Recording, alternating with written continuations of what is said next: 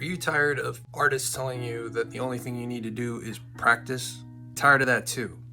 The best thing to do when you're trying to learn art is to make a schedule. Just kind of like a regiment, like when you go to the gym. You work out your arms, you work out your legs, you work out your back. Same thing with art.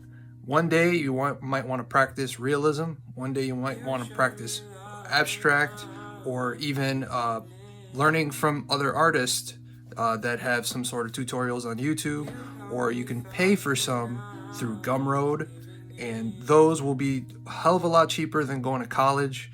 But if you do go to college, make sure that you learn everything that you can, so that way you can apply it to your art.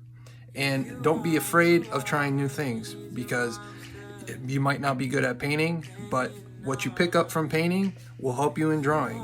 What you pick up from sculpture will help you in digital art. So opening up your mind and making up a schedule. So one day you wake up and you do a couple sketches, just freehand sketches. Work on mark making. That means taking a brush and just slightly pushing your lines through and making sure that you have control. Learning how to use your whole arm instead of just chicken scratch.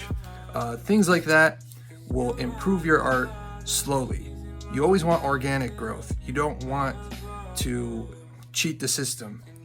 Later on, when you become a little bit more proficient, then you can make shortcuts, but that's different.